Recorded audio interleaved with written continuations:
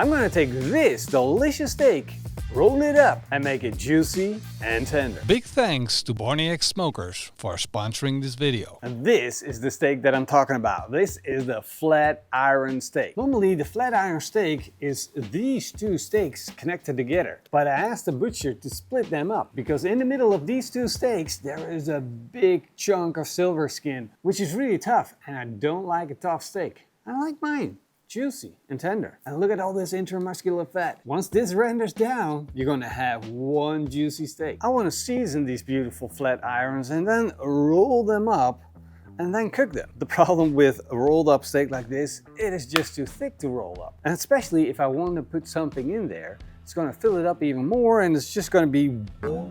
So I'm going to take my knife and I'm going to cut it down the middle. So the flat iron is going to be even flatter than it already is. Now the safe way to do this is to put your hand on top, put your knife in the middle and then just make that sawing motion. And once you got a piece loose, you're just going to carefully push the knife through with your hand removed like this. Making sure I go all the way through the middle.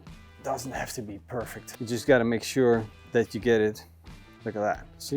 It's not perfect. But this one's actually better than this one. This is a little thick. This one's a little thinner. But look at this. Look at how it rolls up. That's way better. I'm actually thinking of doing this one again. Let's give it a try. Let's see if I can do it. And remember, the thinner you cut your steaks, the tastier they're gonna be. There's definitely, oh, that is the challenge. All right, let's see. Yeah. Nice and thin, super flat. Now we got more and more. I'm gonna do this one too. Now this one has a little bit of a problem. You see, there's an incision here, so that's not gonna work. If I cut this, well, yeah. All right, I'm still gonna try.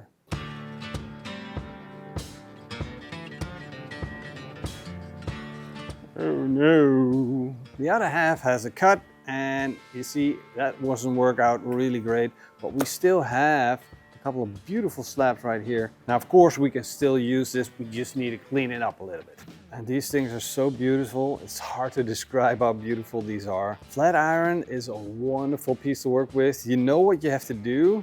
You kind of have to develop the skills to work with it to make it as great as can be. And you see, oftentimes in Wagyu tasting, they actually use this steak because of its intramuscular fat. I'm going to season this with a little bit of PITMASTERX Texas barbecue seasoning. This consists of salt, pepper, garlic, onion powder, and you can find the recipe on our website or you can buy this in our web shop. Doesn't need too much, it's just a little bit of seasoning. And then I'm going to leave this on the board to draw in. So the salt is going to draw out moisture from the meat and in return it's going to put flavor back in the meat.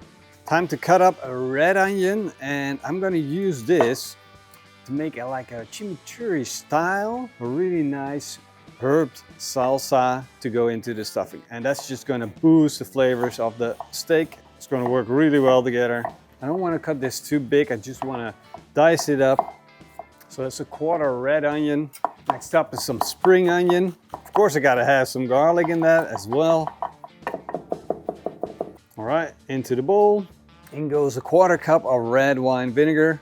I'm gonna stir it up and make sure that the onion and garlic is submerged. Give it a time to brine a little bit.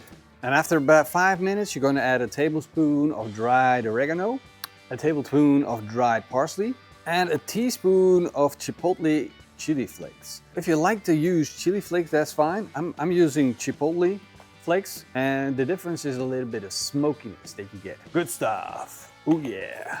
Now I'm gonna add half a cup of olive oil. The longer you leave this, the better it gets infused into the olive oil and the vinegar. And then you can add it to the beef. And I like to brush it out a little bit just to make sure that I hit every little part with that delicious onion style chimichurri. I'm gonna put some cheese on. And this is going to make it rich and creamy and it's going to give it a lot of umami flavor. This is an old Dutch Gouda cheese. You can use Parmesan cheese, that's going to give you about the same effect, but this is going to melt a little bit better and give you a better texture. You can use Gruyere if you want to, but as a Dutch guy, I gotta stay true to my roots, man. Flavors of the beef still need to pop. so I'm not going to use all of it. I'm going to roll this up. I'm going to start at the smallest part and then roll it up to the widest part so we get a nice roll. Oh, that looks good. You can either use some butcher's twine or a little skewer like that, little toothpick. The outside I'm going to season with a little bit of PITMASTERX beef seasoning. That's just going to make the beef pop even better. Now, since we already have so much flavor on the inside, I'm just going to put a little bit on. It's going to give it a little texture, a little bit more flavor. These are starting to look so good, so delicious. I'm getting hungry now. All right, now these are ready to go in the barbecue. I'm going to be smoking these in the borniak smoker. I'm going to set it to a temperature of 120 degrees Celsius. I'm going to load it up with a little bit of beechwood and I'm going to smoke these over indirect heat.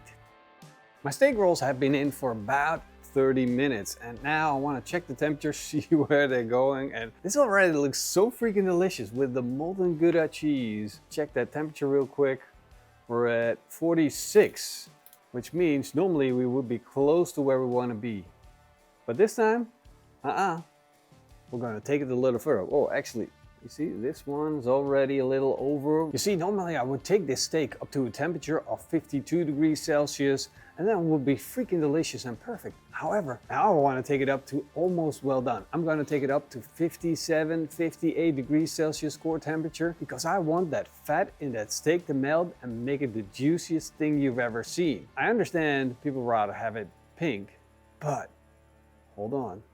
Just wait for the end result. So while we wait, we might as well put a little bit of extra barbecue sauce on top of this. Drizzle it on. You want something sweet, something that stands up against the whole savory thing. Sweet and sour. In this case, I'm using a little bit of Blues Hawk sauce because it's super, super sweet. The smaller one already reached the desired core temperature. The rest still has got a little while to go, but this thing looks freaking delicious already. Just the color on it is insane. And that's what a little bit of barbecue sauce and a little bit of barbecue seasoning on the outside does. It just makes the meat stand out even more. Even if you grilled it, putting on a little bit of barbecue sauce, just brushing it on and let it rest with the barbecue sauce, it's just gonna make it look absolutely fantastic. Well rested. Whoa. This is gonna be good. Hold on to your seats. Whoa.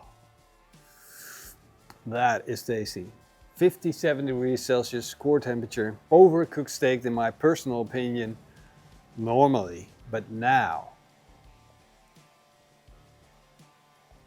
Sheesh. Come on. This is good. That is one tasty looking steak. There we go. Juicy, tender. Let's find out. Super easy to make. Super, super tasty. Really good food. So delicious. Now you know how to make this yourself. If you need a recipe, it's on our website, PITMASTERX.com, and you'll find our shop there too. So go check it out. See you guys in the next video.